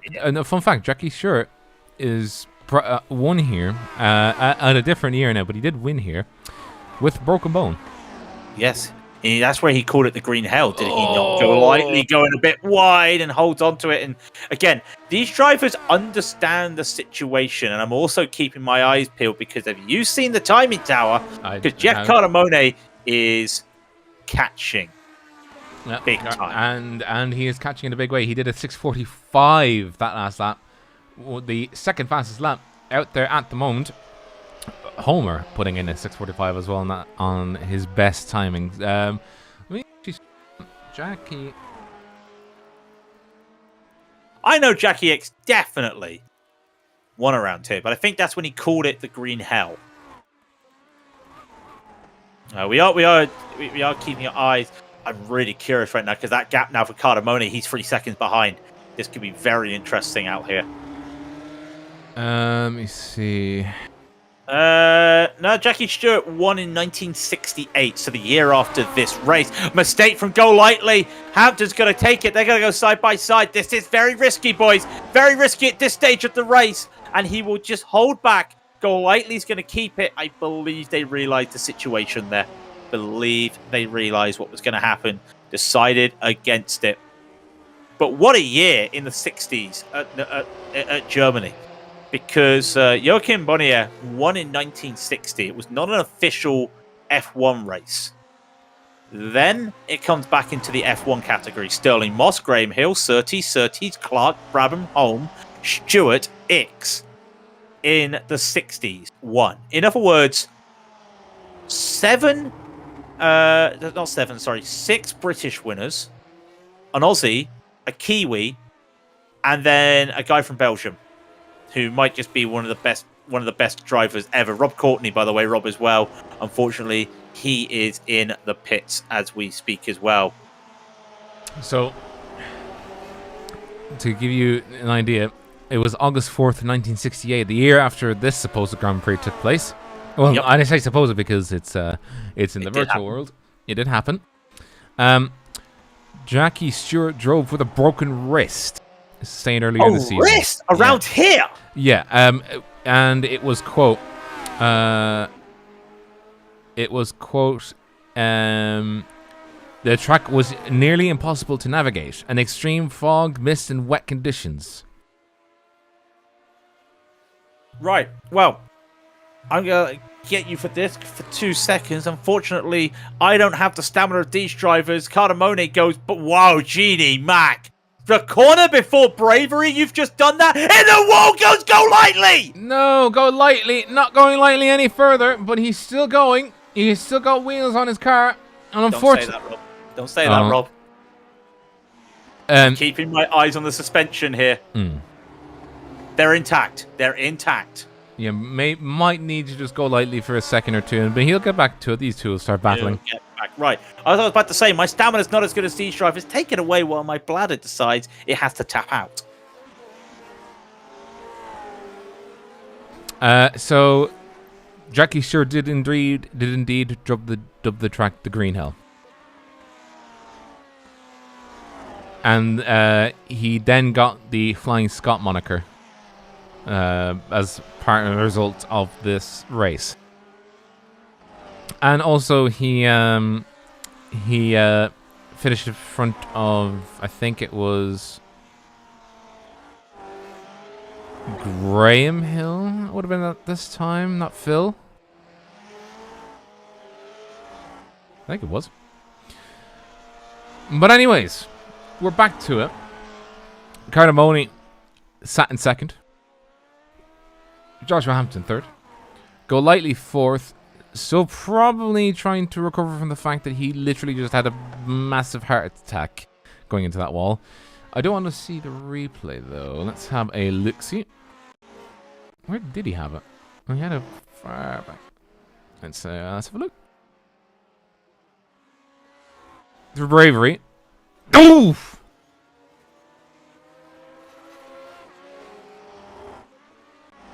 How is that car still driving? He literally smacked it. I don't get it.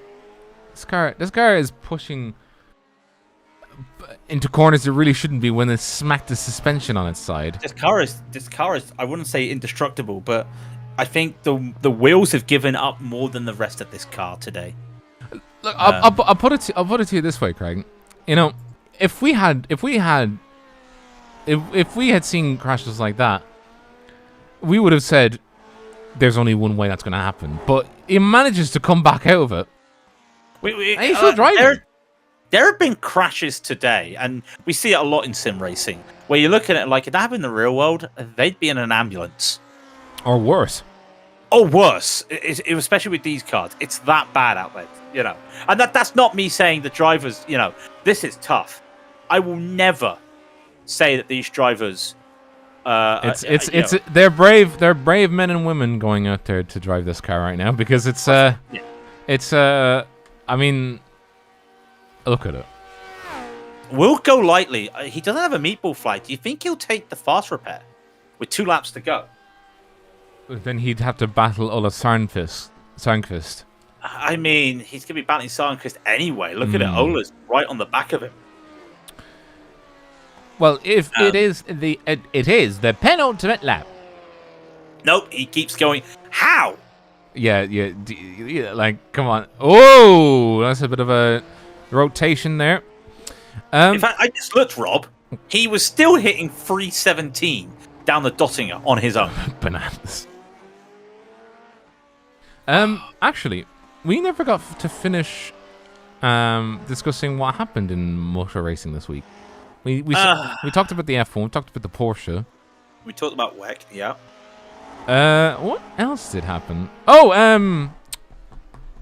iRacer won truck. Yeah, iRacer won the trucks. I can't remember who it was. That's really bad of me. Unfortunately, I haven't kept my eyes on the trucks recently. Can't remember. It is Raja Karuth. Yeah. It just goes to show. At the Las Vegas truck. But by the way, please I just want to let you know. Sorry, 1 second. Yeah, go ahead. Do you want to know how quickly they've been going in the top split? Are they about to? They're already on their final lap. Togo is just going over the Flugplatz on his final lap. They also did start at least 2 minutes ahead of us, though, because of the session start. Yeah, that's true. Yeah, Karuth took the lead after the final set of pit stops. That's the final 21 laps, and parked in number 71 Chevy in victory lane for the first time, and he'll have a spot in the playoffs. Spot in the playoffs, very crucial. I keep forgetting this, right? I need to ask this question: where do the trucks sit versus Xfinity and Cup? Imagine it as F3. Right. Xfinity's F2. And NASCAR's F1. The only difference is, if you win trucks, you can keep driving trucks. Yeah, but why would you keep driving truck? It's fun. Kyle Busch goes and drives it every now and then. Some of the pros, especially if you're on a track that you don't know, that's also new as well. Like, if you've got the opportunity, if a team's got a spare car for a weekend, and it's at like a road course that you just want to get some more seat time in, hey, you want me to drive that for you? Okay. Like they just kind of sniff out for a free seat or something. Sometimes it's their own thing, because Kyle Busch had his own racing. He's got his own racing team, so he'll jump in. But then I mean, like, what, Kyle Busch, is it? Yeah, Kyle Busch, not Kurt. He retired. No, Kyle Busch probably has, you know. Oh, Cardamone! Did he have an accident? You did not just see that on the camera angle, but he came up ex-mull. And the car just went... Had to save it just for a split moment there. It's in here, is it? There it is. There it is. Yep. And then, even still, tried to get on the throttle a bit more, and the car is still saying no. I'd imagine that he's probably shaking in his boots right about now. Link Kinchlow has done something nobody else has done today, Rob. He's lost the rear wheel. No! He's lost it! No! Oh, we're on a replay. Oh my Genie Mac, look at this on the replay. Oh, hang on. There Watch we go. this. Whoa! So remember how I was saying I would have watched that back when it was Cardamone going up the hill, over the jump with the nose? Yeah. Oh! Oh.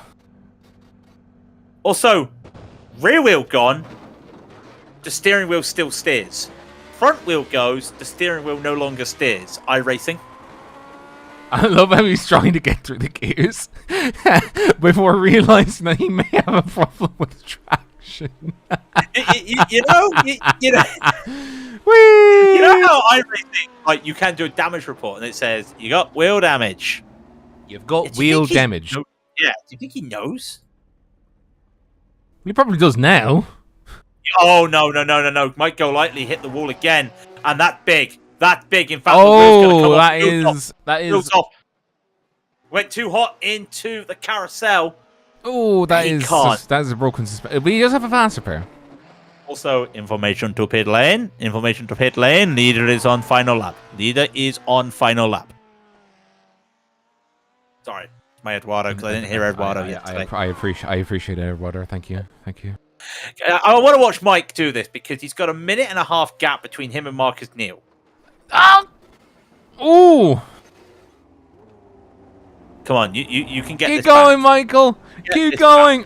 Also, this is yes. What? Rob Yeah.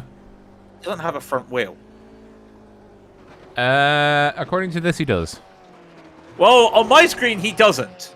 Hence why the car is pointing nose down to the right, driver's right. Desync. Well, look, listen, like it works. I mean, he's still going. But I mean, I wouldn't want to drive it. Yeah. You see, here's the problem. That car is banjaxed. Whoa. Yeah, honestly, on my screen, he does not have a front wheel. So look, why is this gap to? His gap It's to down to Marcus. 120. Yeah, sorry. Yeah, I'm just thinking that his gap to Marcus Neal is 1 minute 15, and he is. He'll be fine. Yeah, he'll be gunning. No. Golightly won't. Golightly still hasn't made it to the straight yet. He still has an entire straight to navigate. Oh. Good point. You know who doesn't know? Ola Sandquist. He is on the back of Joshua Hampton. I can't believe I'm going to be saying this after that lap 3 crash. Ola is on course for a podium here, and he's half a second behind Hampton, and I did not expect to see this at the start of the race. Great drive from Hampton, but Sandquist, this is one of why he loves this track and loves this car. He's got it running for him right now. It's going to be a very interesting final lap for him. To say how good it is for the final lap, they're about to hit the dot. They're about to hit Tiergarten. Where is Daniel Holmer, you're asking? Daniel Holmer is at that same corner that we saw 2 big crashes. He's at Exmo. Yep, and still going pretty well. Songfist not taking any risks. He still has one more lap in him, so he just needs to pay attention.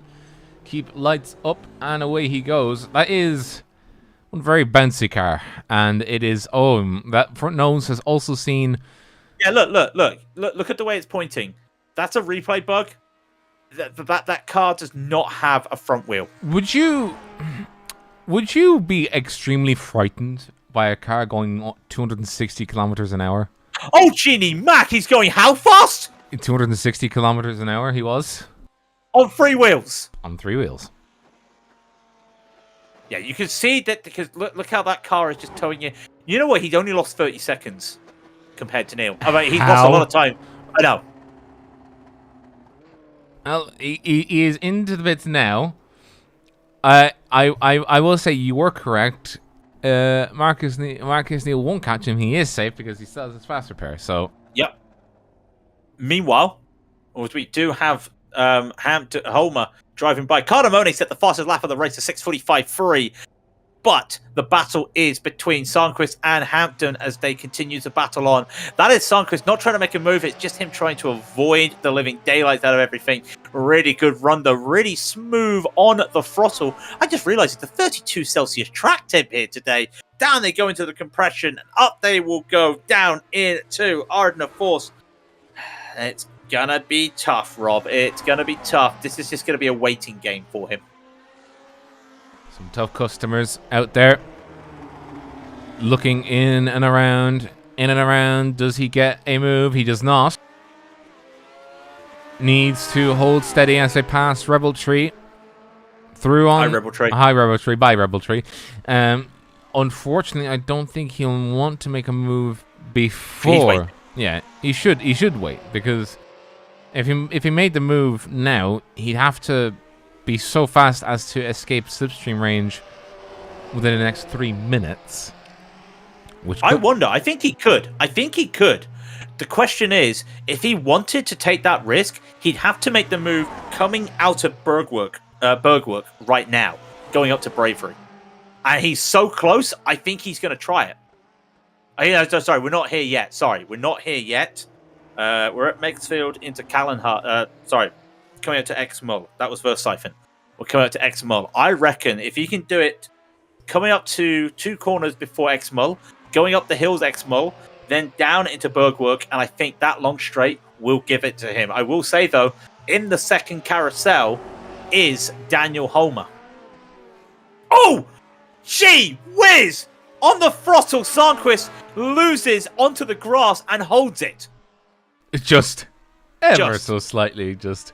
Now we're going to have to... we've got our eyes on Holmer as he comes down the Dottinger for one last time. I'm going to keep my eyes on what Ola's going to do. He's too far away to make the move. But Daniel has just got one straight left, about 3 corners to navigate.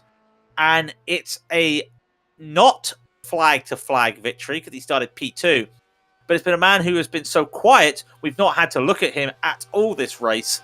And this is where he crashes now, Rob, isn't it? You call me out for cursing a man. What you've just done is said, "Oh yeah, let him go crash." Yeah. I'm just saying, you put the camera on everywhere. Exactly. This is his victory. What a great drive. We haven't had to look at it because he's just been so dominant. One more corner left to go. Daniel Holmer is going to win the 1967 German Grand Prix. Great drive for him. And also, that battle of Ola. They've got lap cars coming. Michael Hogg. It's not a Colt. It's not a Colt. Not a Colt. He's just going to let it go. Ola could not make it. He looked for moves, Rob.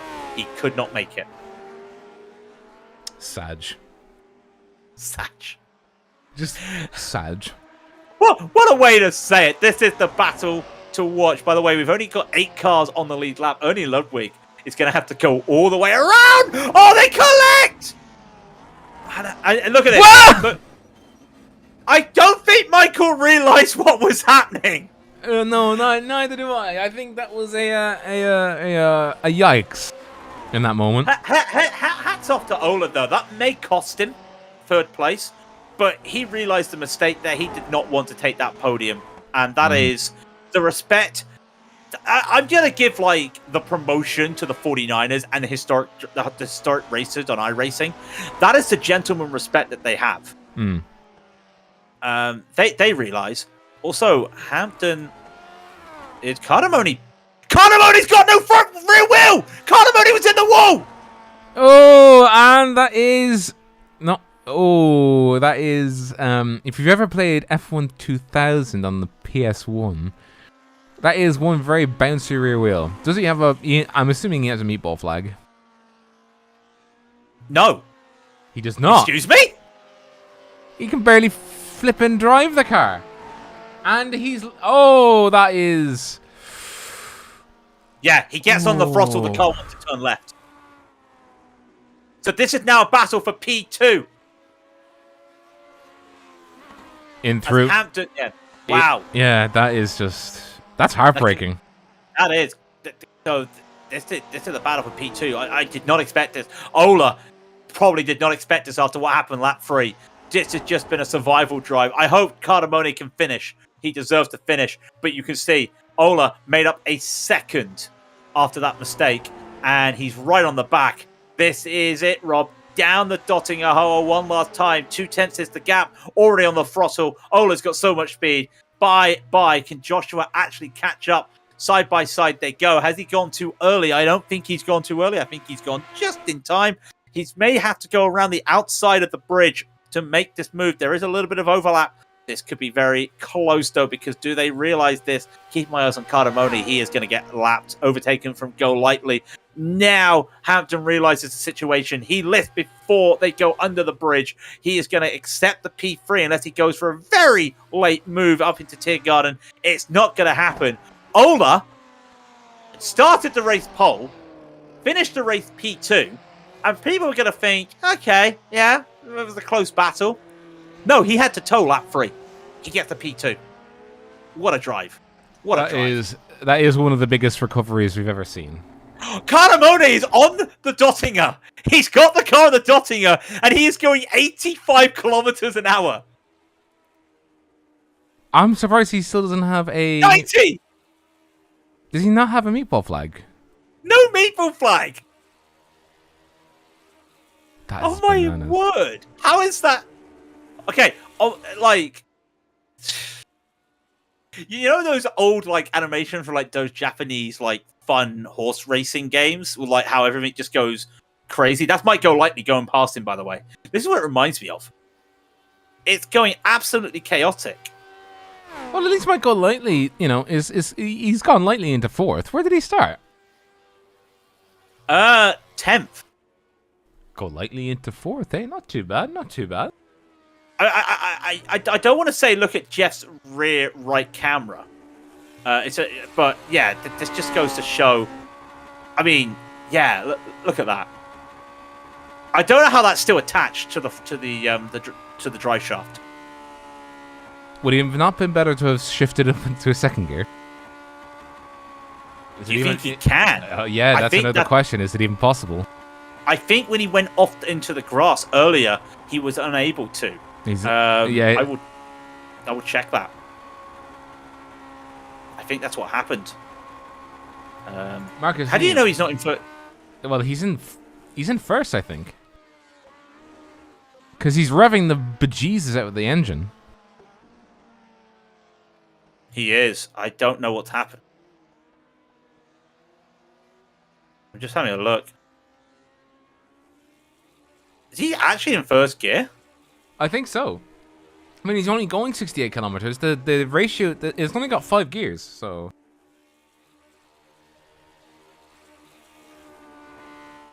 I don't think he can.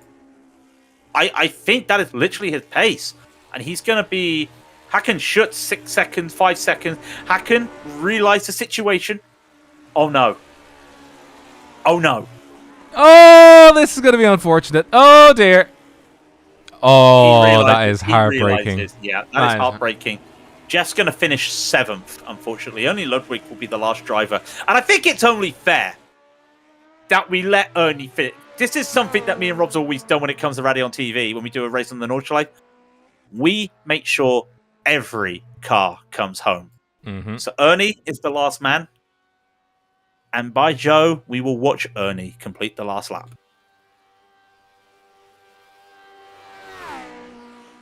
While we're waiting for that, yes, I'm going to be bringing in Mr. Daniel Holmer, who went second to first in the race. Daniel, I mean, all I'm going to say, first of all, congratulations. And second of all, how was that on the seat of your pants?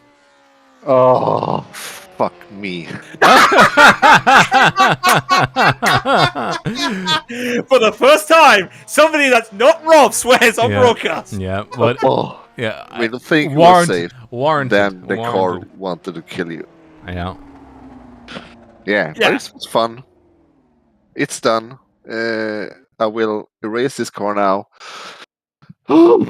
Yeah. So this was your first race. This was your first time driving this car, I take it, for this race. Yep. So when did you start practicing for this race? Wednesday. Oh. Okay. Yeah. I did my laps. Yeah. Well, so I'm. You know, at the very least, he did put some practice in. He did. I mean, I'm also I am going to say I know because you're in the second split, it does affect the points, but that's going to be handy for you though when it comes to the point standings to get the victory though. Yeah, a victory is a victory. You know, a P1 is better than P2 in a top splits. Yes, I mean, I am going to say though, I am going to say because it's a horrible track to drive in this car. What was the corner you hated? How many corners are there? How long have you got? 181, I think, in total in this layout. Yeah. 154. Oh, never mind then. The most scariest part of the track is the jump. Well, we saw one driver, I believe it was Mike Golightly, who finished 4th. He went nose first on the jump.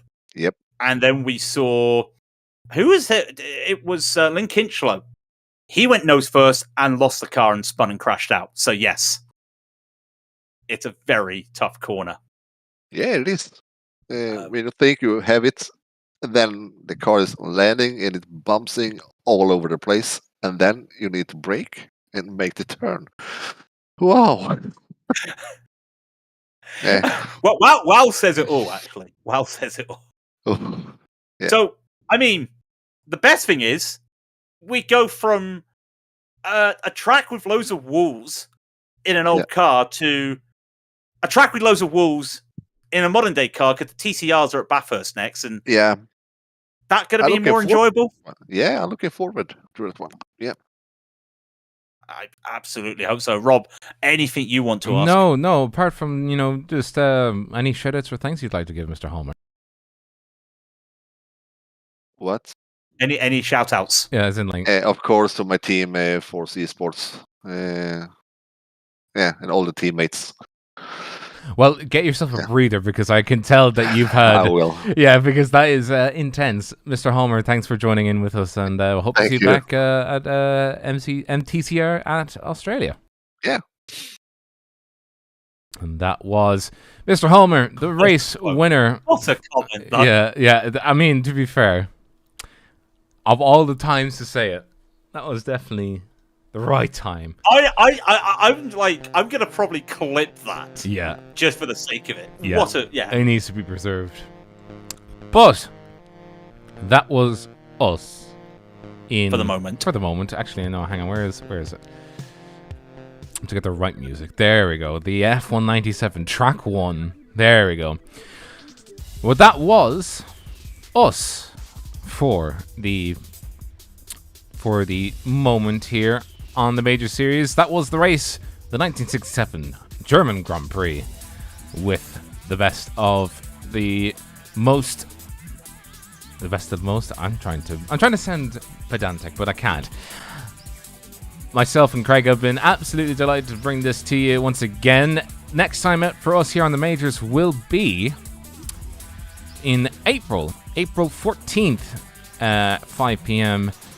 GMT, and that'll be the TCR class, the Veloster, Elantra, the Civic TCR, and the RS3 TCR at Bathurst for a quite pandemonious, action-packed race. If you saw the TCRs last year, you'd know how good they were, and we're looking absolutely forward to that this time around. If you like what you see, click the like button, click subscribe so you don't miss another moment on the Raidillon TV situation. We will not be streaming, unfortunately, today, the Proto GT Thrustmaster Challenge, but we will be back in 2 weeks' time for the new season 2, 2024, for the first race there in Proto GT Thrustmaster Challenge. But until then, I have been Robert O'Brien. I have been Craig King.